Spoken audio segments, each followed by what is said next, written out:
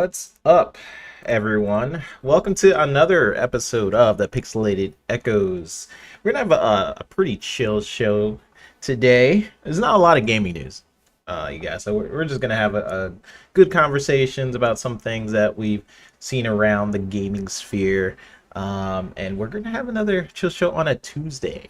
Normally our shows are on Sundays, but listen. So these past 2 3 episodes my power has went out both times, and on Sunday it was storming again, and it was storming today, earlier today. So I did not want to deal with that live again.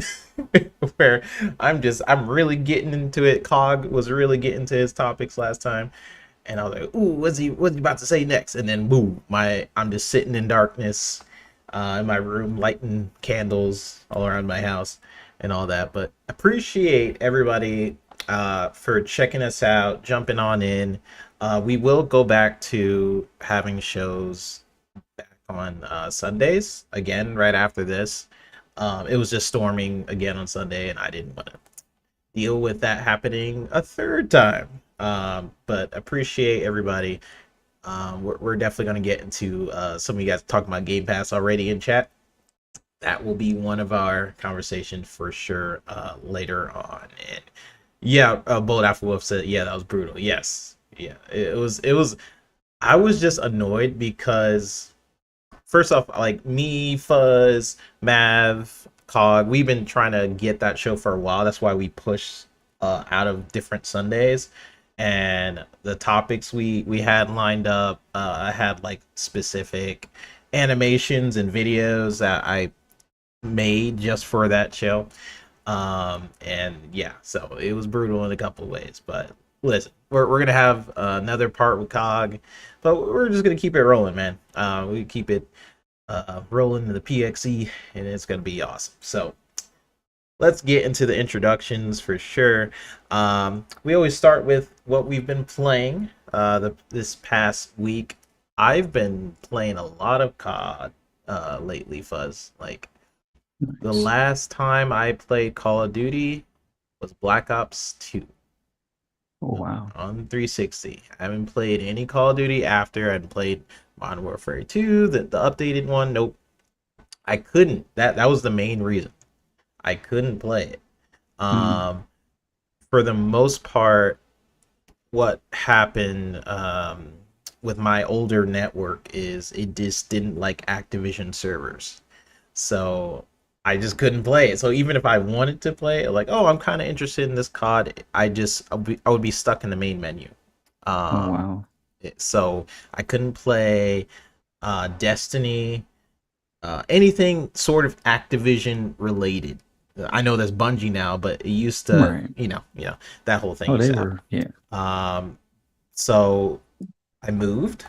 Now I could play it, and I've just been locked in. Of course, it feels good, Fuzz, in a way to have it so that like these kids are yelling at me. It feels good. It's weird. I have like these kids like get old noob and stuff like that. I'm like, it's Mm. been a while. Yeah. I'm back home. Because I used to play Call of Duty like competitively for those who don't know. I played Halo competitively, and I played the original Call of Duty competitively. So it's been Mm. a while. It's been some time, but I want to hear from you, Fuzz, and see what you've been up to. My co-host, the racing legend, the Fuzzy Belvedere. How you doing, man? And what have you been playing this week, man? Oh, I've been great. Just bouncing around a bit, playing a zombie. I don't know if any of those in the chat have been following my Twitter. My wife is taking me to some sort of uh, movie extra role, I guess you could say, where we were playing for. I believe it's called Queen of the Dead. And it's basically a zombie movie around some sort of club or whatever, and we're just roaming around with zombie makeup, and we hear music, and we're That's supposed to so be cool. like heading towards there. But that was outside of the gaming aspect of things. But as far as gaming, still playing my usual games. Like GT7 just had a recent update where they added like 6 cars, a fictional track. they tweaked the physics model, which kind of broke some stuff. I don't know if you've seen any of the videos with the bouncing cars, like they're on hydraulics. They kind of fixed that before, and then this recent update broke it again. So people are just having funny videos with those and things. But still playing Forza Horizon 5. They give you basically like 4 weeks of content where you get new cars each week or cars you may have missed from previous weeks and things. So you get the opportunity to, build up your collection. And I'm like 3 cars away from, or 3 unique cars away from a total of 800 cars. So I'm going to get that next badge for the having the most cars without buying any of the car packs and things, which other than the ones that came with like the upgraded edition, I'm pretty proud of that. But playing those, dabbled in a little bit of Flintlock, Souls like, but not quite as punishing as some other ones. But I'm going to give it, an honest go and kind of trudging through it. And I started originally in story mode, which apparently you get no achievements, and then I had to Oh, delete all of those or all of the progress I made, so it doesn't have it as a reset, and it'll tell you you have to restart a new playthrough. But if you don't delete those previous ones, then it still doesn't keep track. It's kind of weird. I don't know, oh, but interesting. Okay, I didn't know that. but that was me trying to go for like more of the relaxed kickback playthrough kind of thing, just to kind of get through the story. And it was like, nope, yeah, I kind of want some achievements out of it. So yeah, bang my head against the wall a couple of times as I drop my experience or reputation or whatever they call it in that Mm. game. But also downloaded what is it, Dungeons of Hindenburg, which Yeah, I've been hearing different good game things than I about that game. usually play. Yeah, it's an awesome platform puzzler kind of thing.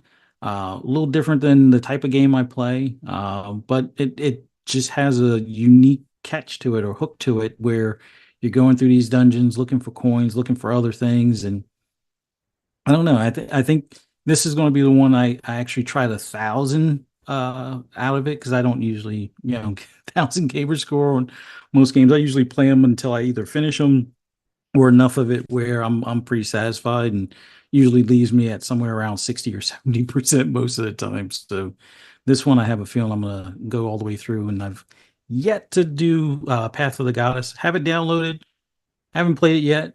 We'll eventually get to it. I mean, we're going to get into the whole Game Pass thing, but Game Pass has been bombarding us with some good stuff these past few weeks and stuff. So trying to play through a lot of those games. I still haven't. I'm at the tail end, I guess you could say, of Still Wakes the Deep. Yeah. Um, I'm still enjoying that one, but I use that as my daily achievement and my daily Game Pass game points for my Microsoft rewards points and stuff like that. But yeah, it's just been a little bit of, I guess I'm picking up traits from Pong as far as being the grazer and trying different things in the catalog and enjoying myself, and I guess trying to clear the plate as best I can before that what do you call it, Starfield DLC comes about, because I Oh, know I'm yep. going to probably sink another 40, 50, 60 hours into it. Like I've said before, I got like 4 playthroughs simultaneous where created different characters and took a different approach. One's a pirate, one's an assassin, one's basically the assassin is kind of like the stealth ninja kind of playthrough. Then I got the marshal or the sheriff kind of playthrough, and then I'm trying to play what I would normally play, I guess kind of the good guy, but like some of this stuff doesn't always allow you to make the best or the good choice. So it's like whatever benefits my character best as far as weapons and whatnot. So yeah, I got all of those going and can't wait to get back to that. But man, Yep. a lot of gaming, a lot of horror movie stuff, and everything in between. But and also been checking out videos, me being the car fanatic I am, that Corvette ZR1. I got to start playing the lotto because Mm. I don't, unless I decide to live in that car, I don't think there's any way I'm going to afford one of those anytime soon. But Mm. twin turbo LS, well, I guess the new LS7 engine in that thing, 1,064 horsepower, something Dang. ridiculous. And it's not electric, not a hybrid, just twin turbos and V8 horsepower. Like, yeah, that. Sign me up. That's a But family car. A family.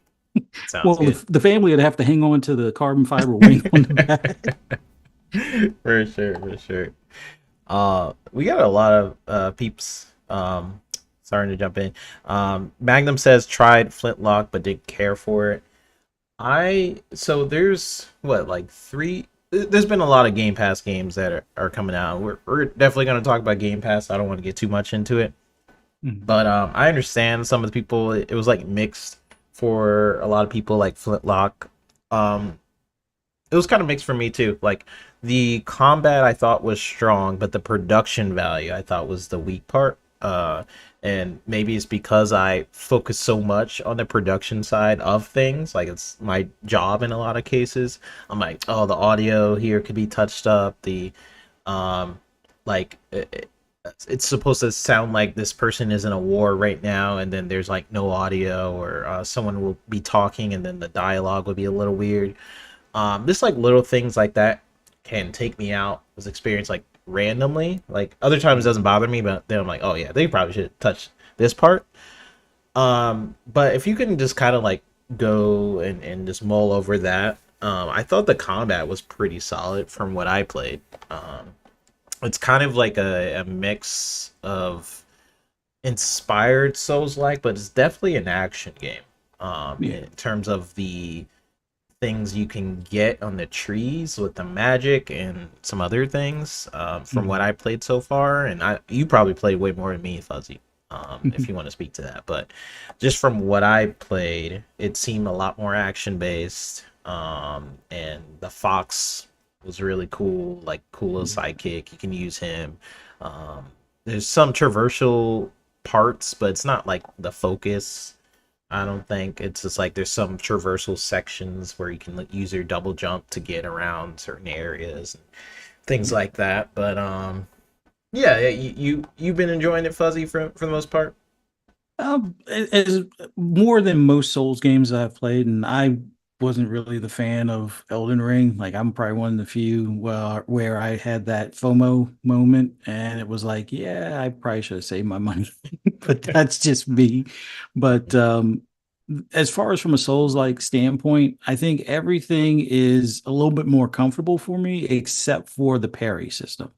That's that's the part that's like frustrating, and my cat can even attest to It's it like, as yeah, well. I agree.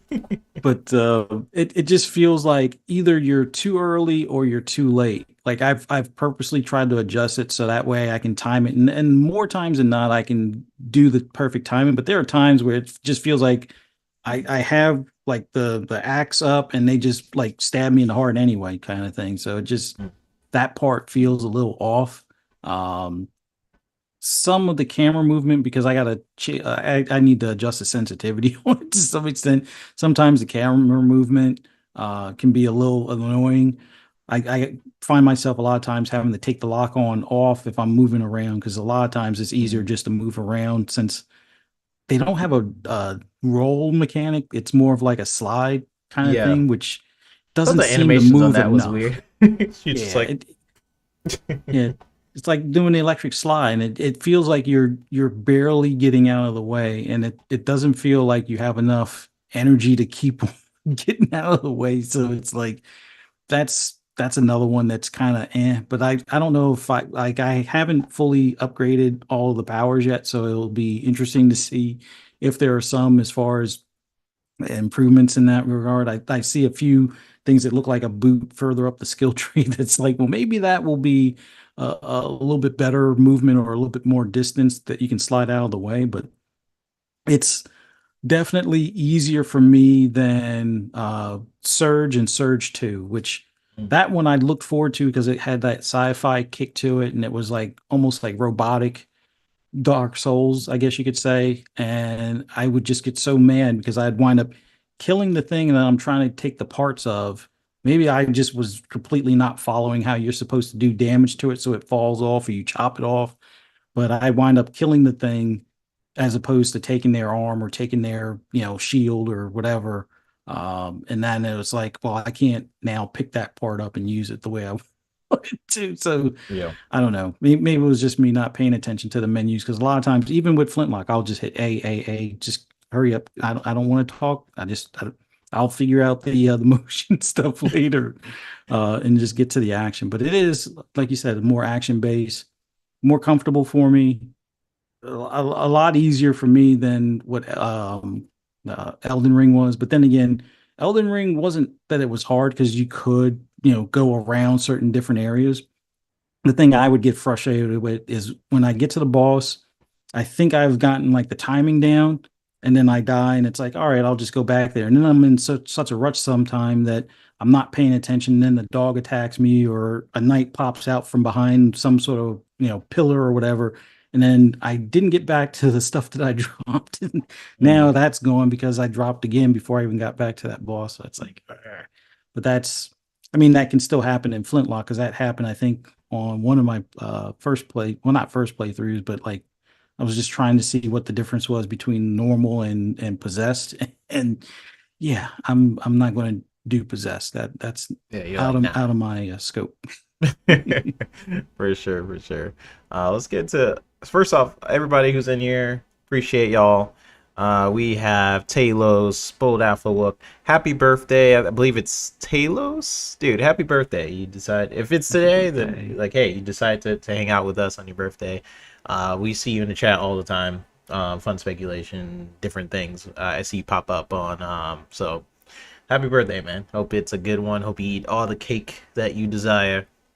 We got Talos, Bold Alpha Wolf, Big Mad Mo, shout out to you, Legendary Yobi, who's always showing support.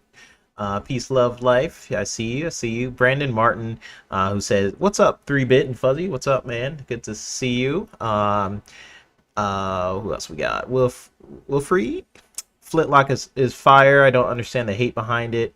Yeah, I mean, like, listen, it's not, I understand it's not for everybody, but overall I still think it's a fun game. It just, it's kind of like even the Souls genre in itself is not for everybody, right? It's like it's for a very select few. Like the fun to me in Souls games is you dying a million times till you understand the patterns, and then when you understand the patterns of, shout out to you, good sir.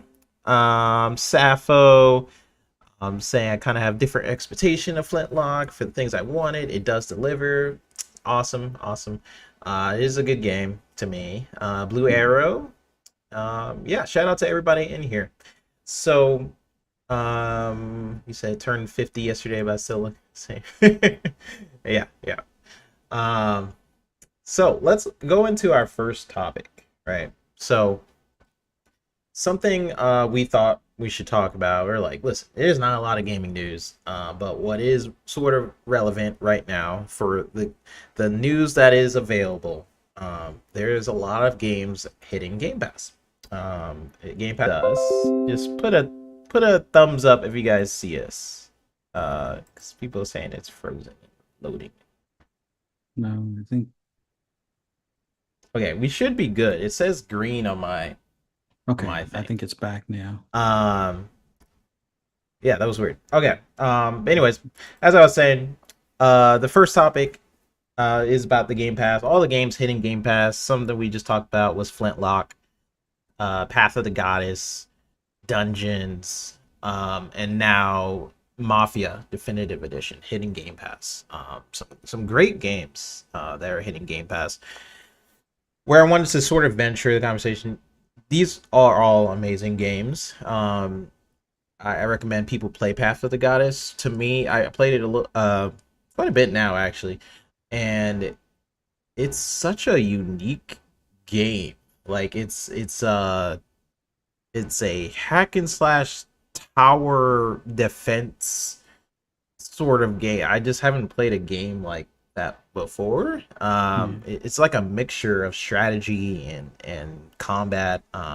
Best of both worlds. Not something I was expecting when I saw the trailers. It's hard to actually tell from the trailers what kind of game it is until you play it. So shout out to the Capcom team. That was like very surprising. I'm like, oh, okay, this is new and unique. There is a bit of a learning curve for me in terms of all the things it throws at you, if the first like hour, 2 hours in that game, you will constantly just be stopping because it is throwing tutorial after tutorial at you. I'm just like, dang, I think I know what this means. Um, so it is a little intimidating, at least for me, but I can appreciate the heck out of it. I think it's super cool and really unique. So there's been a lot of content. It's one of the best years, in my opinion, for Game Pass as a whole. Um, but where I kind of want to venture this conversation. So yes, Game Pass. I do want us to talk about Game Pass.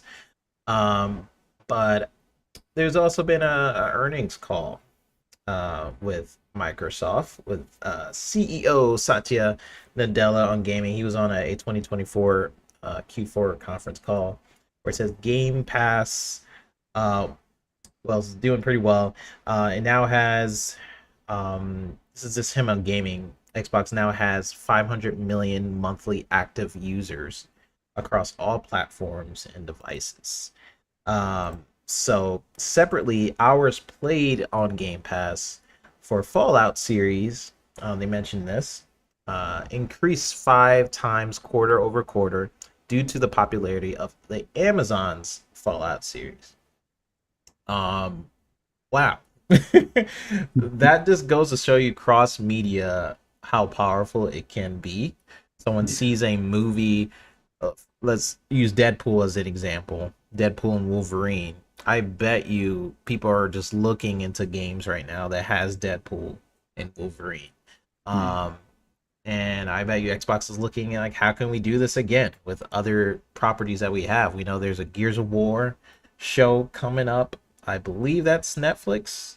Hmm. If I'm not mistaken, they're probably just looking at opportunity like, ooh, we got some shows coming up. How can we use that to our advantage so people buy the game as well? But very impressive. I was actually going to take this in another way, but now that I'm talking about this, I'm gonna jump it to you in a second, Fuzzy. But I think it's really cool that that for one, Game Pass is doing that successful. It's talking about 500 million monthly active users now. I'm sure that is combined now with how many people are now on Call of Duty within Right. Activision. That probably added a ton. And that a billion monthly active user thing that they were just talking about while ago that some people said like, oh, that's not their goal anymore. But it's I mean, it's not looking too far off at this point with what they could do. So I have two. No, I won't take the articles there. I was gonna talk about our next thing, but let's just focus on that. Fuzz. Yeah. With Game Pass's success, with the earnings call, 500 million monthly active users across all platforms and devices, as what they mentioned. Mhm. What's your thoughts? What are your thoughts on that? I think that's pretty cool. But what do you think? Oh, it's definitely a cool step forward for them, especially after the acquisition for Activision. But I think they're just scratching the surface because this month they're also supposed to launch their mobile store, and that hasn't taken place just yet. Now we've seen that there is a placeholder out there. I think if you go, it's like Xbox's site, and then like EN for English, dash US, and then mobile store or something like that. That's going to be the one that you'll be able to access from your iPhone or your Android phone here in probably the next couple of days or maybe in the next week or so. But to reach that many users, and yes, they're also counting some of the PlayStation users in things like Sea of Thieves. They're counting PC users that aren't necessarily making the purchases through the Microsoft Store, but would be purchasing through either Epic or Steam, and they're also counting like some of the mobile users that they have currently for things like Call of Duty Mobile or even Minecraft Mobile and so forth. So they have a lot of avenues of revenue coming in from people buying skins or microtransactions or season passes, battle passes, things like that. But to reach that many people, and I know people laugh when Phil said, "Oh, we're trying to reach 3 billion gamers and stuff like that." They're well on their way, especially compared to some of the other ones in that space. So they're ahead of the curve. I think the big thing is how much further will it go once they introduce, like, let's say the handheld console, hopefully in the next year or two, whether it's the next gen or it's like at the tail end of this gen kind of thing. Something along the lines of their own in-house, Steam Deck or ROG Ally would be cool.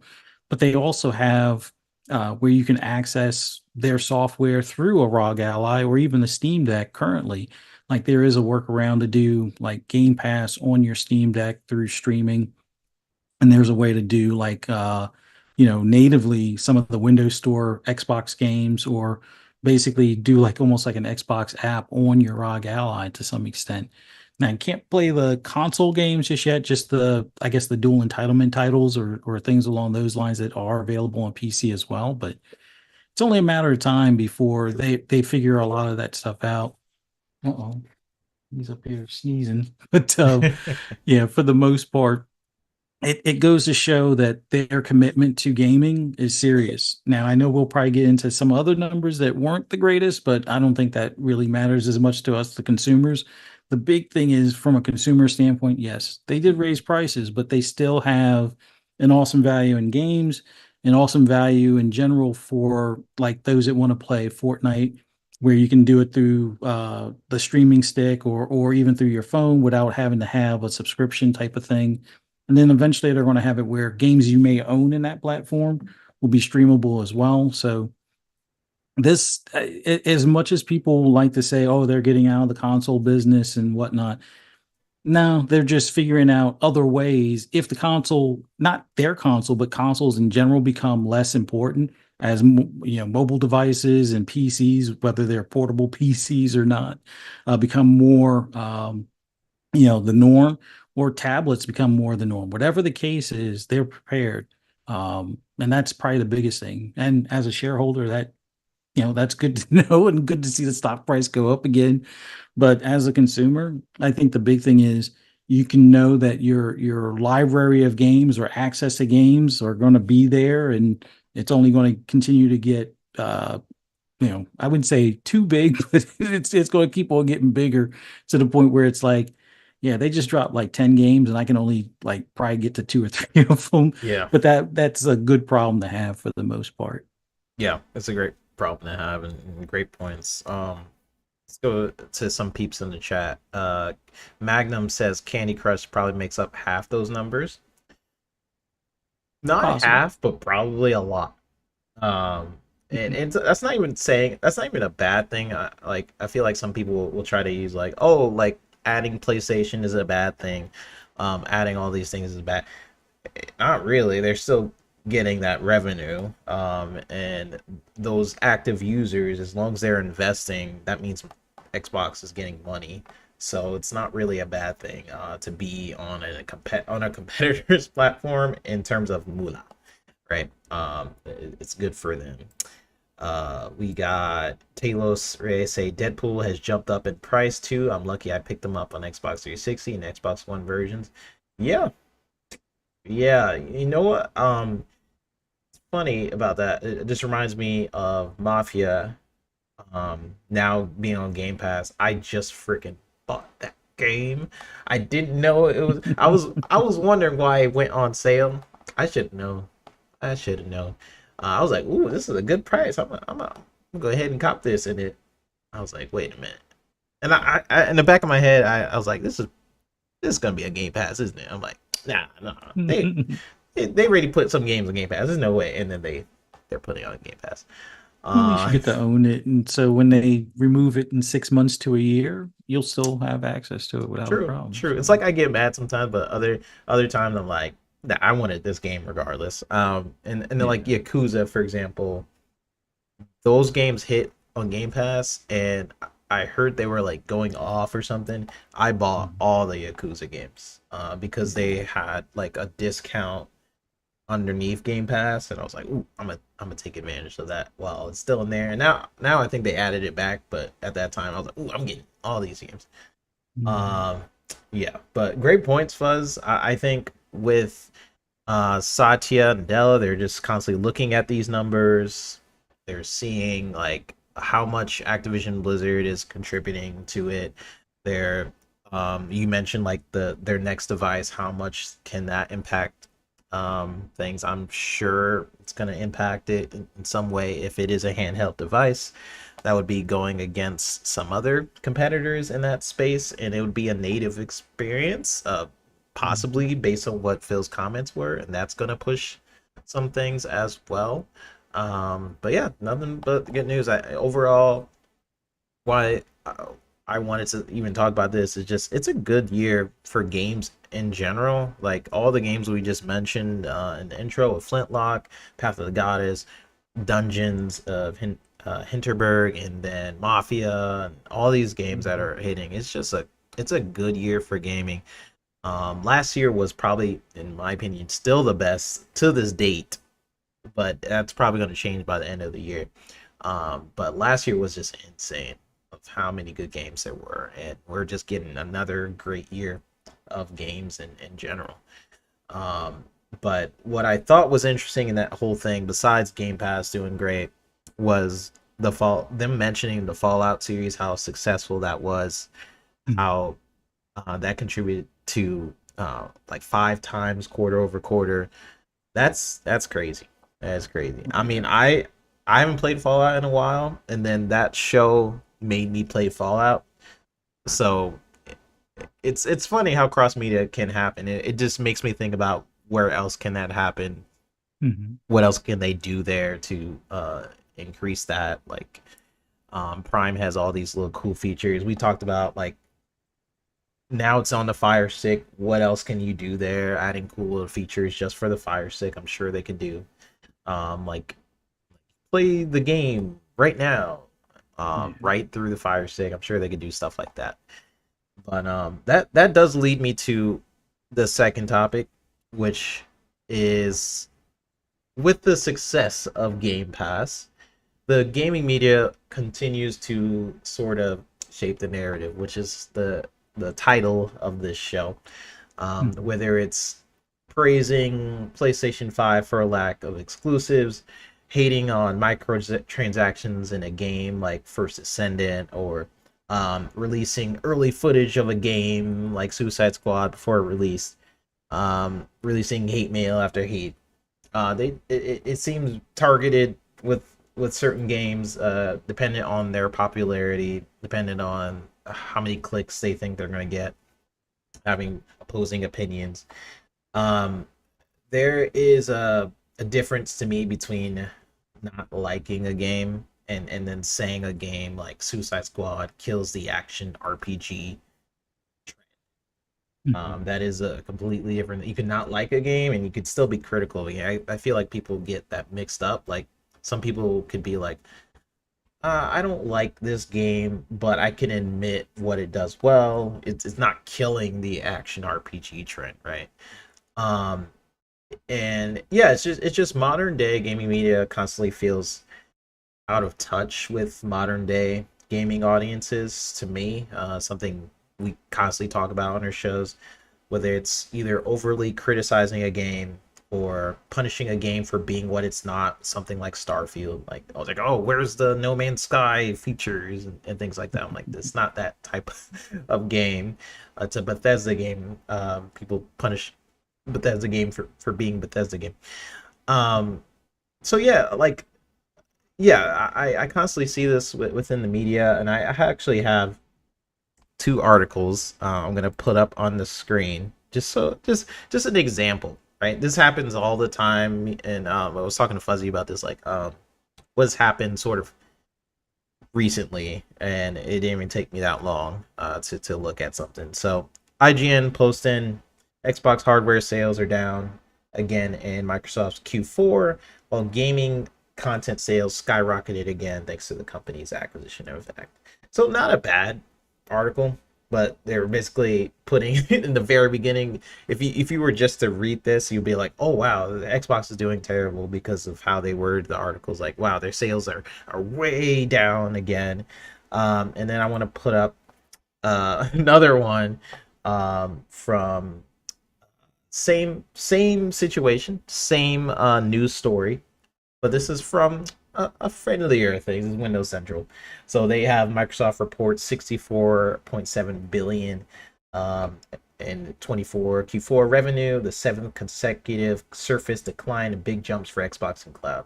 If you were to look at what IGN posted and this post, you would think it's two different. Like you would think this came out like last year, or and the other one, it's completely just separate, and it just this is down to gaming media in general getting those Yeah. clicks. So that's kind of what we want to talk about. We kind of want to talk about the gaming media in general, Yeah.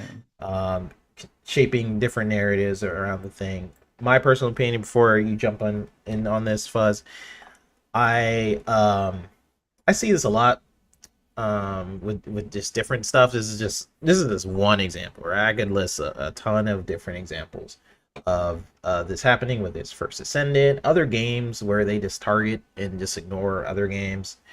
Um, with this specific example, I think a lot of people are focusing on the wrong thing. I think software is king in a lot of cases. It's what something Sony keeps bringing up is how much they want to invest into their software, make sure game sales. That's why they even considered having a focus on live service games. Um, because that is recurring revenue. That's something that continues to the service, something they can capitalize on. It's why they put so much investment into the success of a game like Concord, right? It's that's where the real money is. Mhm. For years, hardware sales wouldn't even make money. Now I know Sony in particular, they have changed the PS5 model so they can make more of a profit. I don't know how much more they have now since launch. I know they took out parts, make the PS5 cheaper in some ways, so they can make a profit on their hardware a little bit more. But for years, both companies, Xbox, PlayStation, they would not make any money on their hardware. And that was for a reason. They wanted people to invest. They knew they were charging a lot, but they wanted people to invest in their ecosystem, and that was a way to do that. Like, yeah, you may be losing money, but at the same time, people are buying $60, $70 games, so you get that money in another way. So to you, Fuzz, a lot of different things, branches of conversation in there. Uh, Mhm. what are your thoughts on gaming media continuing to shape narratives? Kind of what I was talking about.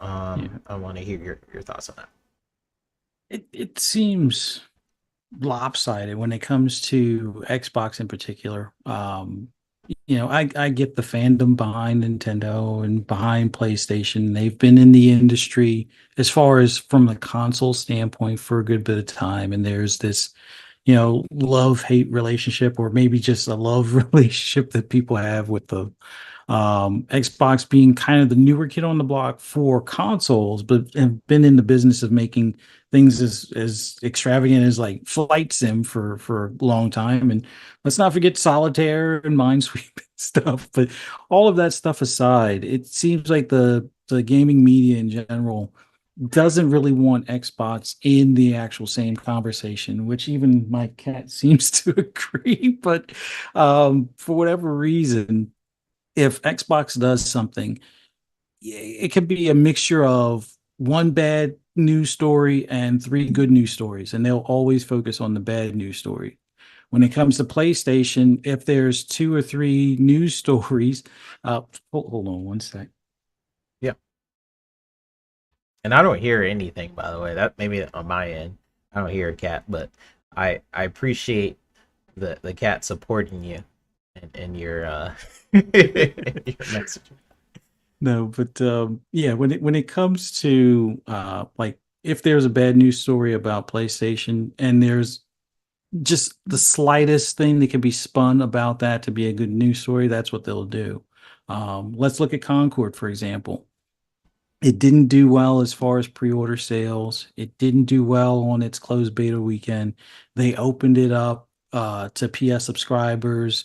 They opened it up even further as far as having it where it was almost like a free access open beta weekend, and it still didn't crack. 3,000 participants, at least on from a PC standpoint. And I'm pretty sure for them to make those kind of moves, they probably weren't seeing the numbers that they wanted, even within the PlayStation console community. So something like that, if it was Xbox, oh, it's dead on arrival. Oh, there's no way that all of that money spent is going to have a return on investment. I mean, they tried to drag Bleeding Edge through the mud, and that was just a passion project. That was almost kind of like stuff that that group was doing kind of on the side, as well as working on Hellblade and Project Mara and stuff like that.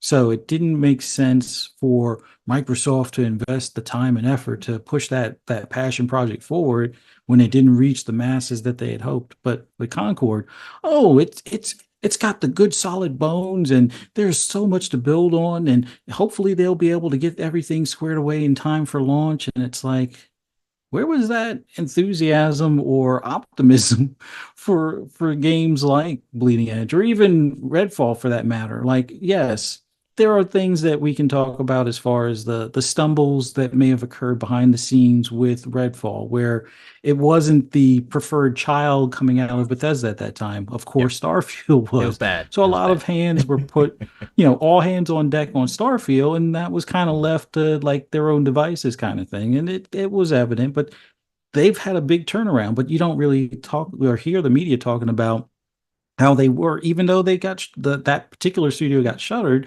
they still were able to push some of the updates that brought it up to what they were hoping to have that game, hopefully at launch. And it's in a much better state than launch, but there's no re-review for it. But they'll quickly do a re-review on a remake just because it's on a new generation platform, even though you have backwards compatibility to play that previous remake of, The Last of Us on your PS5. So there is this one-sidedness that just becomes annoying, even though, like, yeah, I get it.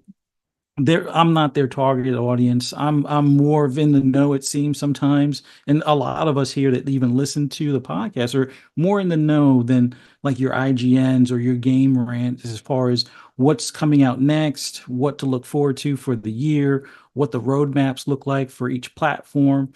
It seems like they forget that there really isn't a platform or a roadmap for the PlayStation platform, but they're quick to talk about, oh, well, there's a possible delay and oh, delayed again. And it's like, okay, if you have 12 games that you announced for the year and two of them might be on the fence as far as getting delayed, that's a big focal point.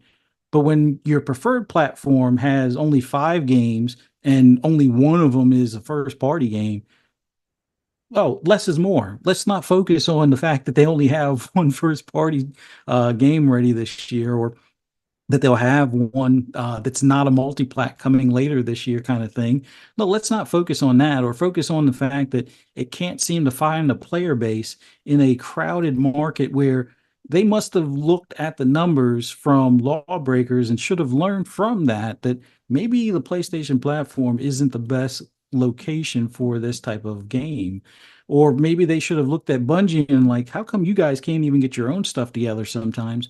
But yet we're going to have you kind of handpick which games make it to the front lines as far as our games as a service. Like, I almost guarantee you, as busted and broken, let's just say for argument's sake, let's just say Factions was busted and broken. I guarantee you would have more people day one on a closed beta trying that game than all of the days combined of what Concord went through for its open and closed beta. So I have to wonder why nobody in the media is talking about that. But yet they want to nitpick on a free to play game like First Descendant in comparison because, well, their beloved, Destiny 2 is coming to, the end of the story kind of deal. And sure, they've did some updates that have gotten some of the community back, but it's nowhere near the numbers that it once was to that extent. And they've yet to really, you know, I guess, flesh out a true answer for their PvP fandom or fans that were looking for something a little bit more. And it doesn't look like Marathon's even going to deliver on that as well. So, I mean, maybe some of the PvP fans from Destiny will see something in Concord and hopefully jump over to that. But I don't even think that's really what's going to wind up happening. I think Concord is going to be kind of like All Star, all what is it, Destruction All Stars, or even what was the Splatoon copy, Foam Stars. Oh yeah, So yeah, yeah, and once again, you don't have the media saying, "Hey, who's playing Foam Stars? Is anybody playing Foam Stars? What's the prognosis? Is it going to be a closed server in another 3 or 4 months?" But there's no topics on that. But the fact that Stalker 2 gets delayed, oh, that's front and center or front page news. Let's not forget the bombs dropping on people's heads and people getting shot and killed in their own war for their lives. No, let's not talk about that. Let's just talk about it's fourth or fifth delay since the game was announced, because that, I don't know, that matters on that game. But somebody that was a PlayStation fan back from PS3 going into PS4, nobody wants to talk about how Drive Club was delayed 4 and 5 times before its launch. And when it launched a year later, it was still busted and broken. But yeah, there was no media articles about that. But they all wanted to talk about how, Drive Club was the Forza killer. And I guess it committed suicide or something. Not to joke about stuff like that, but it's like, where's the gaming media if they're going to be fair and balanced and report evenly amongst the platforms? I think they owe it to themselves to at least stand up when PlayStation isn't doing like they promise or like they should. Cat's acting a fool here. No, but when PlayStation's not doing what it's supposed to, they really need to find a way to pull up their bootstraps and report on the stuff that isn't going right over at PlayStation. Like, where is the PS5 Pro? Is it coming this year? Or what is going to be the killer app to make you or convince you to buy a PS5 Pro? Like, is it only geared towards those that have a PS4? Because it seems like, was it almost half the PlayStation player base is still on the previous generation? Or is it going to be like a first party title that is so super secret that nobody even knows that it's in development, kind of thing? So I don't really know what's going on when it comes to the media and how they seem to have a hyper focus on Xbox, but when it's their preferred brand that's having issue, yeah, they're as silent as a church mouse.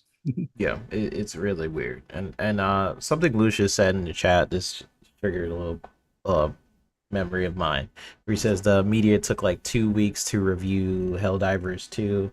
I remember them taking a while to review Helldivers 2. If it was 2 weeks, that's crazy. Cause I mean, I just looked up when the Suicide Squad review came out. It was posted in January 31st. The game came out on February 2nd. Um, so and then like they release constant articles on why you shouldn't buy that game and how trash it was, and releasing early footage and stuff for that game. It's just like sometimes they hyper focus on certain things that aren't relevant, and it really does show sometimes. I was Bold Apple says I was excited about factions. I was also really excited about factions. Me and Steel, specifically in our fun spec group, we're like, yeah, because I actually really like Last of Us 2, and something people just let Sony get away with constantly is just like they'll take away features, and people are just like, yeah, sure, take away more. Like Last of Us having that online mode and then it just not being in the other one. I feel like people just didn't complain about it to the point where they could just get away with it and just take away features and charge you $70 for taking away features. Um, but that's a side conversation that I could talk about for a while. But yeah, let's get into some more of these comments. Sappho says it's purely for click and engagement. There are content creators who started the channel with Xbox hate content. If were to start a channel talking about the failure of Concord, no one is going to watch that because they don't care about Concord. I feel that, but here's maybe like what Fuzzy was basically saying, like we can be the minority in terms of like what news we follow and things like that.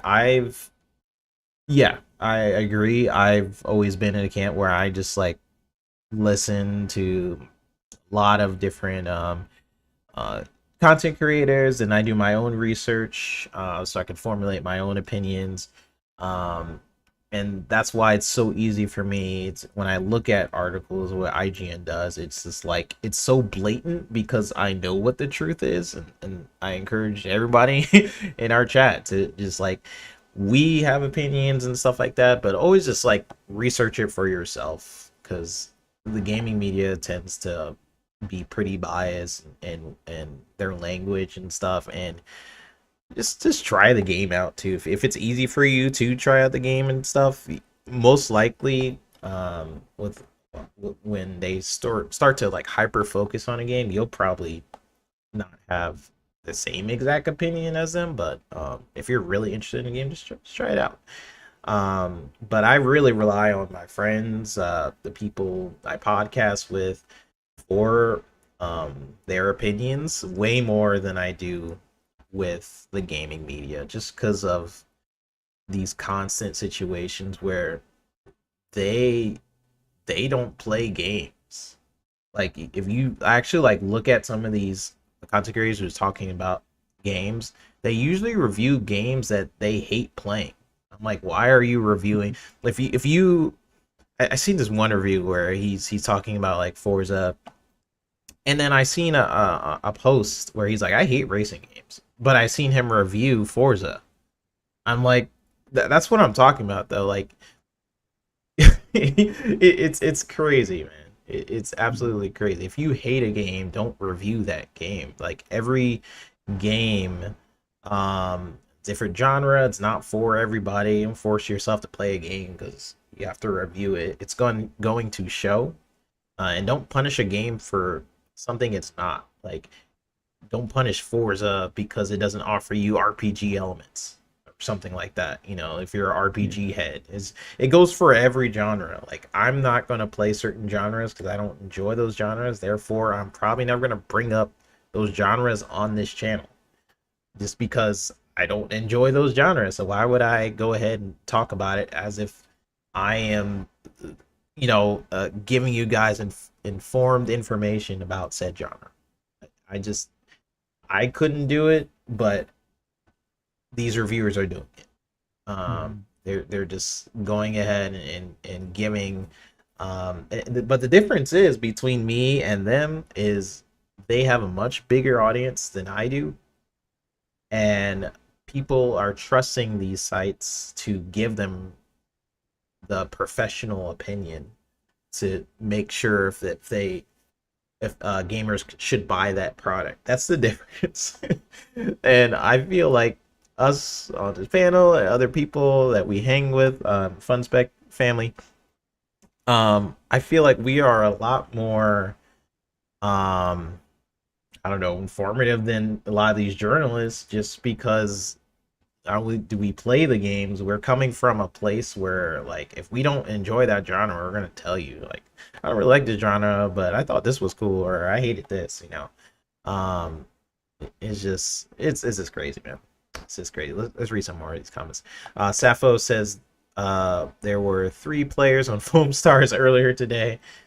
Wow, that's crazy. They're going to drop the Pro, scratch out the 5, and call it PS6. Kind of think that's where they might be going because I mean, Microsoft may have jumped the gun in announcing that they're going to possibly come out with their next gen a little early. So that probably scared Sony. They're like, screw that. Take that PS, like Savo said, take that PS5 number off it, change that 5 to a 6, and drop the Pro. And yeah, we got a new console to sell. So Yeah, honestly, that could happen. Um, if if Sony drops the PS5 Pro and then Xbox drops their next gen console, that just positions them in a better place. So PlayStation is probably reading the tea leaves here, figuring out what they want to do, and they're probably just gonna be like, okay, screw the PS5 Pro. But if they already start, that's what I don't know. How much did they already start manufacturing the stuff? We know we've heard reports that these game developers already have the PS5 Pro and they started doing some stuff for it, apparently. mhm. Maybe they just say, screw it, we'll do both. We'll do a PS5 Pro and will ramp up production quickly for the PS6. I don't know. I don't know. What do you think on that, Fuzz? Do you think they'll do It's something like hard to that? it's hard to say because I think one of the dev teams, I don't know if it was for the Space Marines or not, where it was like, oh no, it was No Man's Sky actually, where it was only like 1700D, 700p or 1700p or something like that for like the PS5 Pro, which the Xbox Series X is already running at 1800 plus. So it's like Yeah. either it's not optimized fully yet, which I always thought like if they do want to go with a PS5 Pro, it would probably help developers develop better for the Series X because it might be on along the lines of better AMD hardware at that point, but not so much that it's outside of this generation. So it can't be that much of an improvement, but I just wonder if this thing isn't just more show or more, I guess you could say glitz and glamour than actual substance kind of thing, just for the fact that I don't think AMD's tech, like a lot of people tried to say, oh, it's going to be RDNA 3. If you're really paying attention to that whole RDNA structure of things, RDNA 3 in some cases was a backstep compared to 2 because it was supposed to be more of an optimization, and in some regards it's not.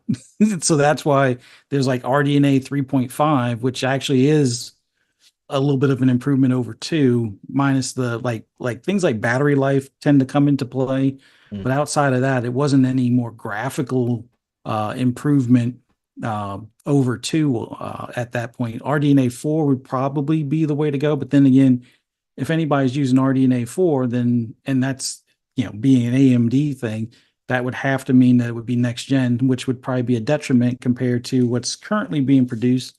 And a hardware manufacturer making that, just, I don't know. I just, Yeah. I always thought the PS5 Pro, if it didn't come out like almost last holiday or out by now, it doesn't make sense. I mean, sure, they could say, oh, well, play Call of Duty best on your PS5 Pro, but like at this point, I think people are probably going to just either play it on their PC or play it on the Series S, even. Like, look at NCAA 25. Cheapest way to get into next gen, buy a Series S. And it seems like they were selling a good bit of those Series S's to play that game. So, Yeah. I don't know who it's for. Like maybe it's for the PS4 guys or gals that are out there still. But if they're looking to upgrade, do they want to pay 600 for a PS5 Pro, or would they rather pay 300 or less, probably closer to 200 or 250 range for a Series S so they can still play the same next gen games? And in some cases, more consistent frames, like for the first Ascendant, it's still 60 frames compared to PS5. I think we're dropping around 40 on some of the stuff. So yeah, it's kind of weird. It's not like it was with the PS4 Pro versus the Series or the Xbox One X, which that was kind of a slaughter to some extent. I mean, the PS4 Pro was mainly for the PSVR Mm. to run better, but it seems like Sony's abandoning the PSVR 2 to some extent because now they're offering $200 discounts on it. So we'll Yeah. see where it goes. Yeah, well, I guess we'll have to see because they are running into some issues there, especially with scalping. Like PS5 ran into a huge scalping thing when it first came out. I was lucky enough to get it on release day. I still have my PS5, the release day PS5. But for the most part, a lot of people weren't able to get it. And I remember there was a report that a lot of PS5s haven't been turned on. And then that kind of coincides with not only a lot of PS5 haven't been turned on, but kind of coincides with the report that, man, what was I going to say? Well, they Shoot. lost a lot of PSN members or something like that. Like PS Plus Well, yeah, that members is down happened 50%. recently. Dang, I was gonna say something. I was on it, but I lost my train of thought because I heard dang thunder in the background. So better not show. I heard thunder, which is scary on this show. But anyways, I want to bring up Lucius's point, and then we'll get into our other topic. But shout out to everybody in the chat. You guys have great conversations. Whenever it's like a slower news day, and we are kind of going through the topics, I try to just like see what you guys are saying and try to respond to as much as you guys as we can. But you guys are bringing up great conversation points, and me and Fuzz could talk about this stuff all day. So Mhm.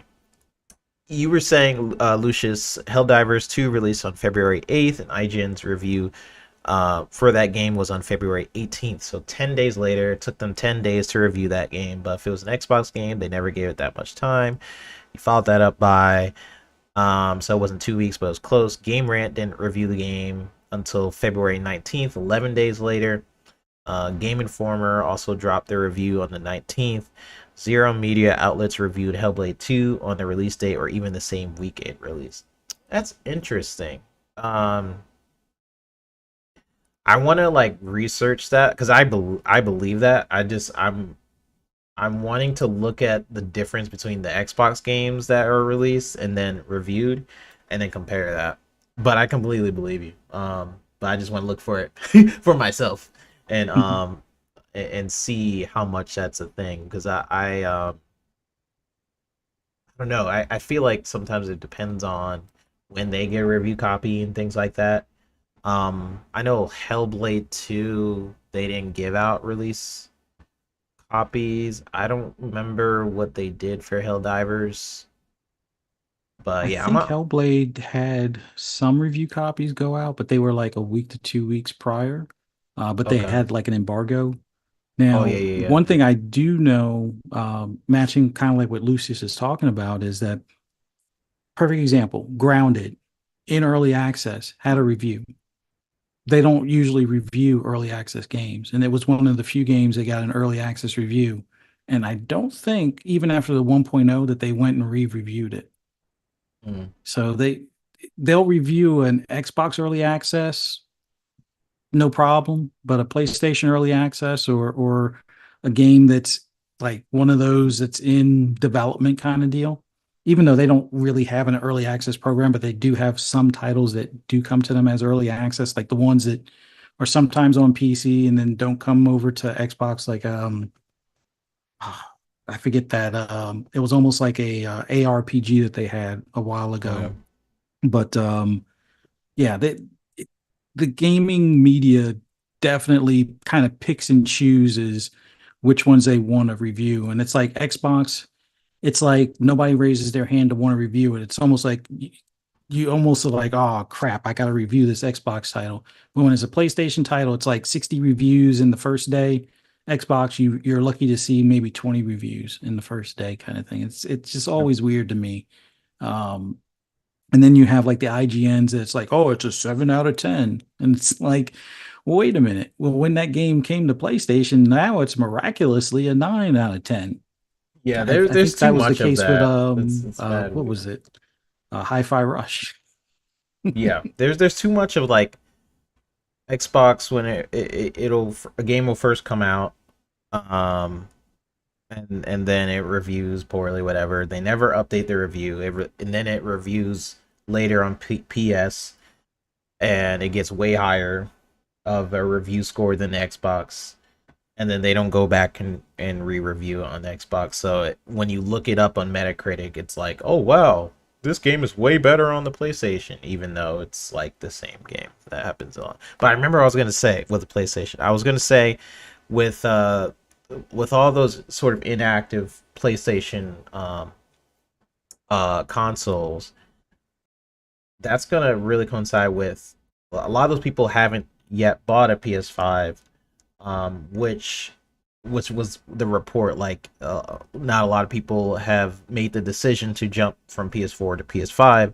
So I wonder if gamers are just gonna wait until, because it feels like a lot of PlayStation games, PS5 games are re-releases and remasters and things like that. There has been some games for the most part, but I feel like not huge system sellers for a lot of people. I mean, that's just proven with people just staying on the PS4. They're like, why would I need to jump? Especially with a lot of games being cross-platform. So I do wonder if PS5 Pro will be that thing to make people jump from PS4 to PS5 Pro with the release of GTA. I feel like everything is leading, the whole industry is leading like in a pyramid to GTA 6. And that's where what everybody's sort of waiting for. Because GTA 6, to my knowledge, is not gonna be on the PS4. It's not gonna be on Xbox One, probably not. But it will be on next gen. So that will be the thing that sells consoles. And right now is something we talked about. Maybe it was on FSP. We talked about this. That will be GTA 6. It's basically the race to GTA 6. Um, how many consoles are going to sell just because of GTA 6? Probably a lot, because it's not going to be on PC for one. And if people want to play GTA 6 on the go, and if Xbox's next console is on the go, GTA 6 will be the only place on Xbox where you can play it on the go. Yeah. That is cool. So it's basically the race to GTA 6, and we'll see what happens with that. But the whole media is not even crazy me saying that. The whole gaming industry is moving out of the way to make sure that they don't release maybe in the same month. I wouldn't even want to be near like maybe 2 months is when I would release my game. Even if it's done, I'll be like, nah, I'm not even releasing anywhere close to GTA 6, because that game, like it or not, is going to be absolutely massive. But let's get to our last topic. But unless you had anything to say on that, Fuzz. No, but Also, I that do storm. like Oh my gosh. well, I see what Sappho was saying as far as like with the media companies, they're all owned by the same parent company. Mm, It's like everybody talks about the monopoly that Microsoft is becoming with the acquisitions, but nobody talks about the media monopoly that yeah. I forget the name of that. Was it Zeph something Yeah, you think Zeph? I that's forget, like, is that? I don't know or if that's Ziff. illegal, but that's pretty bad. Yeah, it's all the same Yeah. company. Yeah. So it should be looked into. Let's just say that. Yeah. I forgot about that. Uh, they just bought more review sites. This happened a couple months ago. I Mhm. can't remember which company they bought. Maybe it was like Game Rant or something. I can't remember, but it's like one company that owns IGN, that owns Game Rant, Screen Rant, just a bunch of review sites, and then they also have like a lot of sponsorships with Sony. I'm just like, interesting. That's why everybody who watches this, just do your own research, formulate your own opinions. If you love Sony, cool. If you love Xbox, cool. Just at the end of the day, just do your research. Because they're gonna, these companies are gonna be companying. All right. Third and last topic, especially because the storm is getting closer. I do not want this show to end while it's storm. So let's get to this last topic. The last topic is about the rumors of delays. Avowed. So there's some rumors of certain games getting delayed. Avowed could be one of them. So I'm gonna leave this to you, Fuzz. This is your topic. You gave this to me. So what's going Yeah. on? All right. So there's been some, mumblings in the background as far as maybe Microsoft is going to have a couple of games that slip out of the window. One of the topics that was brought up was that, maybe Stalker 2, and we saw, earlier in the week, or maybe it was the tail end of last week, that Stalker 2 was sure enough one of those that was delayed. As I mentioned before, it's totally understandable. I have no problem with it being delayed. I would rather them release the game finished and in working order. And considering, yes, I know a good bit of that studio relocated, but they're still going through what they're going through, as well as they've lost some of their team members for protecting their country and stuff. So that's all understandable. I don't have any grievance against them in any way, shape, or form. And I know there was a little bit of a bubble up on the delayed again thing, which their video was kind of along those lines.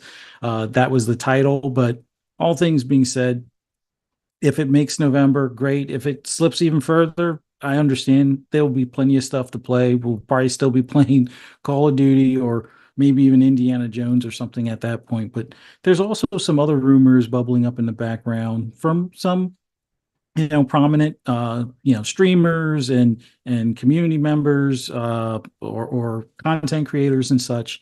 They've asked some questions like, "Hey, which title would you delay?" And we've all seen this before. We've seen when certain individuals will make a poll or start talking about things along those lines that chances are one of those choices they've heard from a reliable source that it's probably going to be delayed. Now, with that being said, I don't want to focus as much on which one people should, be accepting of which one's delayed.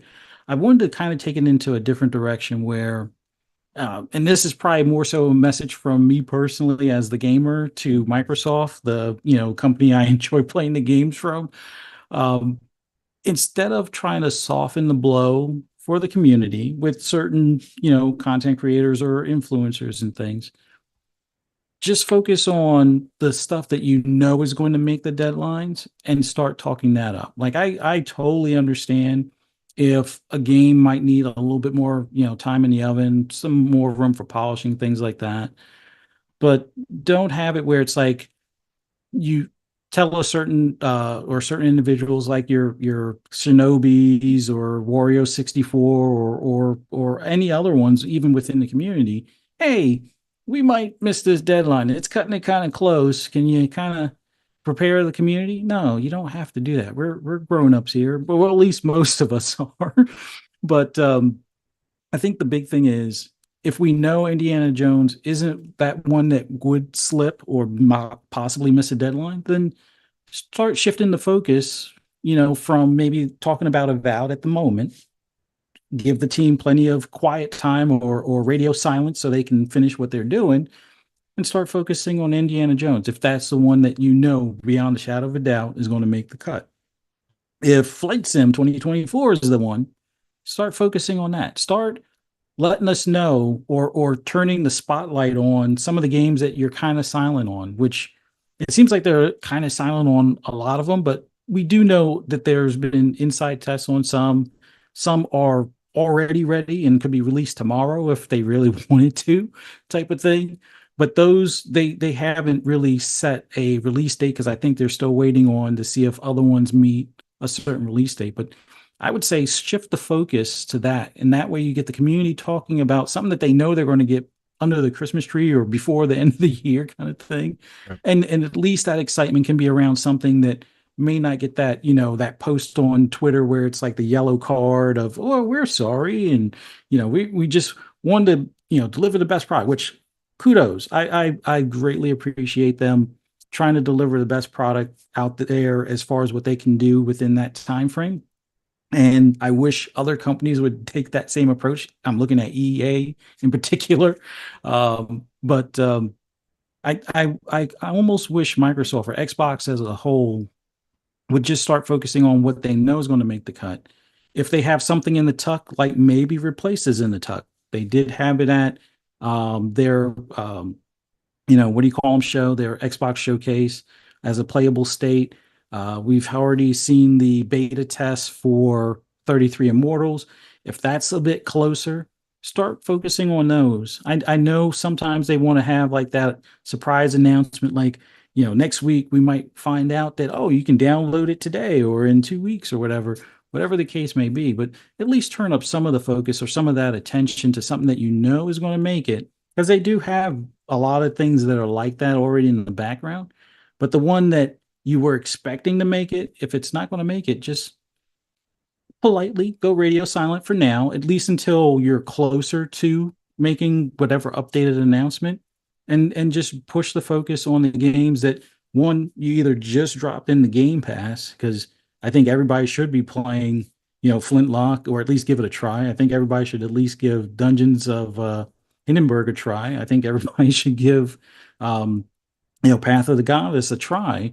And I'm pretty sure everybody's going to definitely want to give, Call of Duty Black Ops 6 a try when it comes out. So Oh yeah. maybe start turning some of that focus onto that.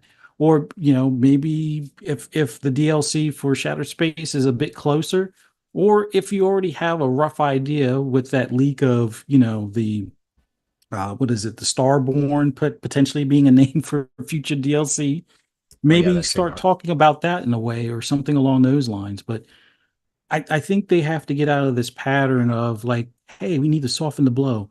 Why don't, this influencer here and this influencer over there, or this guy that's on social media, hey, let's let them know and then let them, kind of prepare the community. It's like, no, let's stop doing that.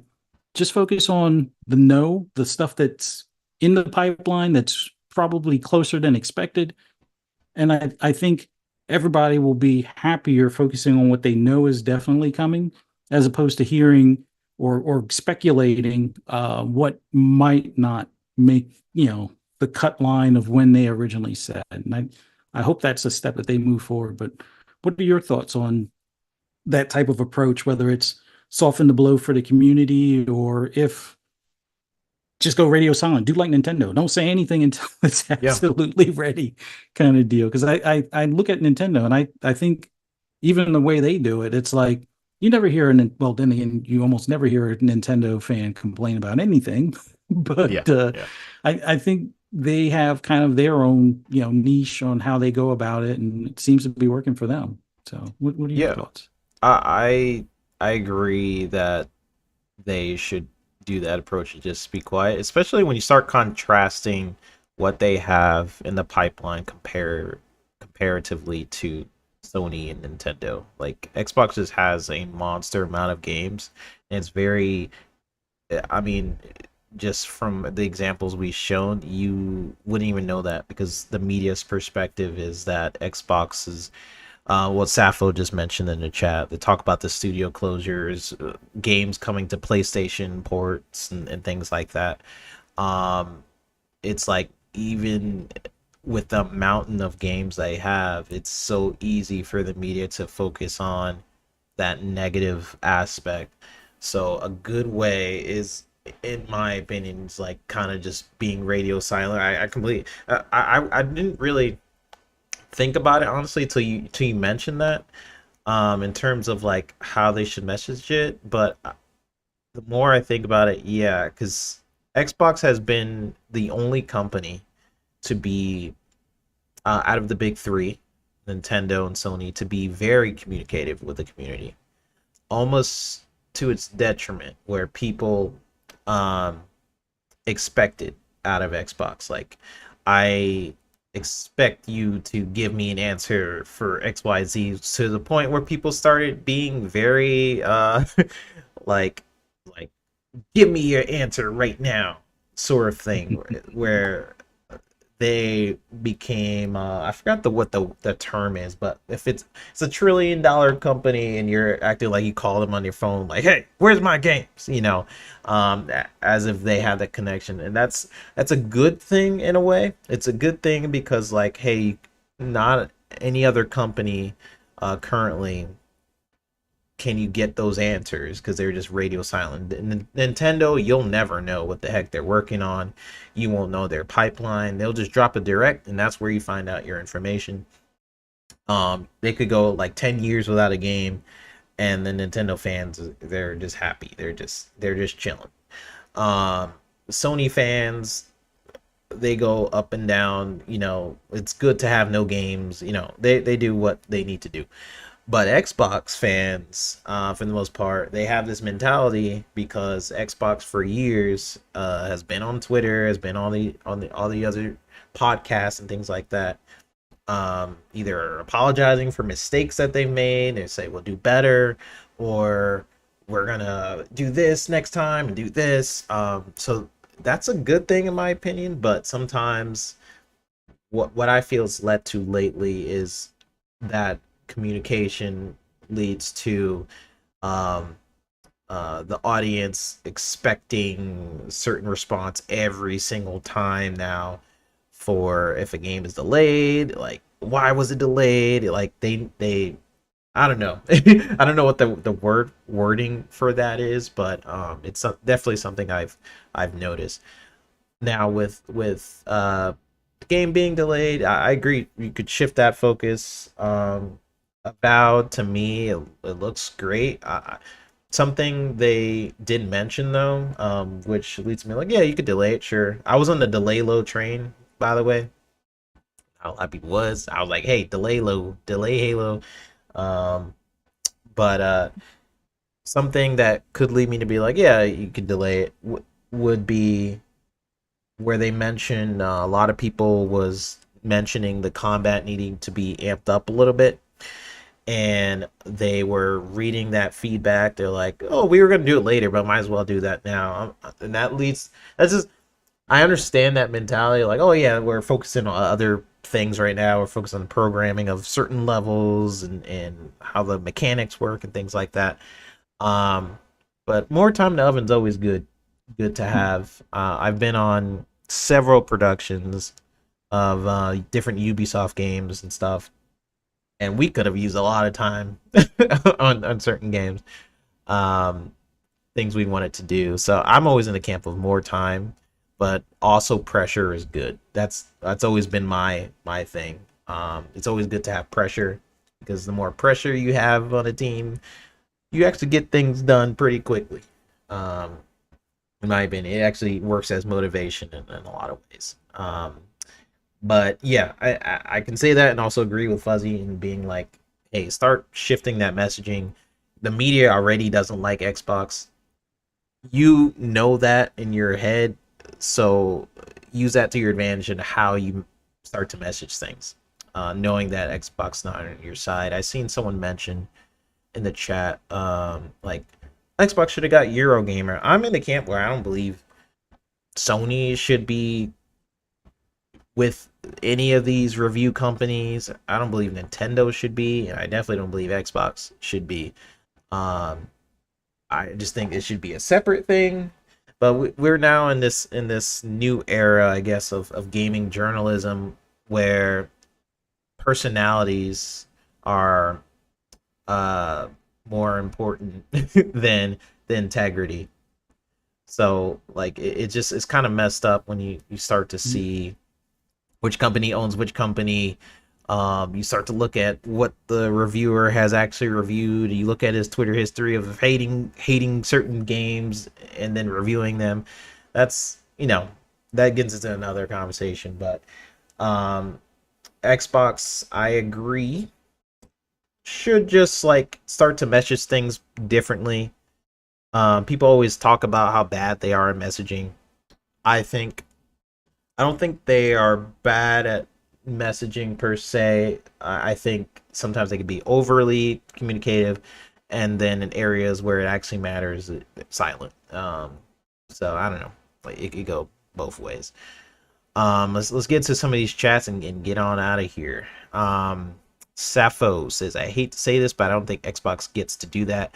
Xbox started as a community of gamers. The original Xbox was built by guys who were passionate about gaming. He says they even stole the Xbox OS from their Windows division. Yeah, I mean, with that in mind, yeah, they do have a origin of just kind of just being for the gamers and things like that. And I remember that sort of time of Xbox where it did really feel that way, um, for sure. But I think where they are at now and how you have to think about since then, there's been a lot of media shifts to the Xbox brand. They are now a behemoth of a company, um, in terms of the way people view Xbox now. They're behemoth, but also regulatory. They see them as a behemoth, so that determines how they how Xbox even structures things. So there's a lot of different cake layers there, in terms of like how Xbox is now. But you're right. Xbox almost died several times, as a company. Like, if it was basically Xbox versus Microsoft until Microsoft realized how much potential is in the Xbox brand. It wasn't until this generation really where Microsoft realized, wow, Xbox has a lot of potential and money, and now it's surpassing a lot of Windows products, right? Um, So now we're in this new era where Microsoft and Windows are more closer than ever. Um, about that time you're kind of thinking of. This is the time where they are super close, and we're feeling that a little bit in the way they're responding, like with these board members, like, oh, they really made this decision, like with the dang Game Pass increase. I'm not sure if they would have did that back in the day, but now they got big money and Windows is on that board. So it's a new Xbox. I'm still for it. I still get a lot of value out of Xbox and stuff, but they're still, they were a billion trillion dollar company before, now they're even more so. But great conversation, man. Great Oh yeah. conversation. Yeah. Anything else on that, or No, I'm hoping, things continue to roll along this year. It's a strong year. They're going to finish out with a number of titles in the service, a number of titles on the platform. I'm hoping they have some nice surprises for us early next year. We'll probably get another developer direct like late January, early February. Still looking forward to a lot of stuff that we've heard about and don't have these release dates, but I'm pretty sure when they're closer to the finish line, we'll hear about them. But yeah, I'm just looking forward to how this year is going to finish out. Like having, Call of Duty and Game Pass is awesome. Getting an Indiana Jones game. I'm looking forward to that, first person perspective of hand to hand combat, because if the sound effects they got that in all the review or previews that we've seen, they got that down pat. If the feel is there, I think that might be a surprise hit. Well, I wouldn't say a surprise hit, but it'll be a hit for the fact of the nostalgia. It'll be a hit for the fact of exploration. But if they can be one of those first few to get, melee combat and first person perspective done right, I think they'll be at the top of the food chain at that point when it comes to, or at least Machine Games will, when it comes to that. And I think they have that potential because it looks like it's going to be fun to basically punch people in the mouth in that game. But yeah. all in all, I'm happy with my Game Pass subscription. Happy with the platform. Really looking forward to that handheld, and I have a feeling this holiday we'll get some nice announcements. So we'll see how things pan out. Yeah, we'll see. We talked about behind the scenes, Mav and us talking about Wolverine and Deadpool. We might have a Fun Pop special at some point. Just look out for that. I know Mav really wants to talk about it. So just check that out on Fun Speculation channel. Appreciate everybody in the chat. This was again not a lot of gaming news, but like we still got into a lot of great conversations, and everybody in here appreciate you all for dropping on by. Ever after this show, we go back to Sunday. Just keep that in mind. This is the second show on a Tuesday. We might have did it the episode before. I don't remember when that was, but we're going back to Sunday. We'll see if we do it this Sunday. I don't know if it's this week or just starting next Sunday, but next show will be Sunday. Sunday. We'll let you guys know on Twitter. Fuzzy, please tell people where they can find you, what shows you got, what you got going on, and close us out, man. Oh yeah. As always, awesome being on here with you. Just like hearing your thoughts on things. Got the chance to unwind and talk about some gaming stuff. Haven't been able to do that part of the week this week. Been doing some horror movie stuff, but always a great time. Thanks everybody in the chat. Greatly appreciate you guys coming out and listening to us ramble and rant about stuff. But it's always good to interact with you guys. Thank you so much for taking the time to check us out.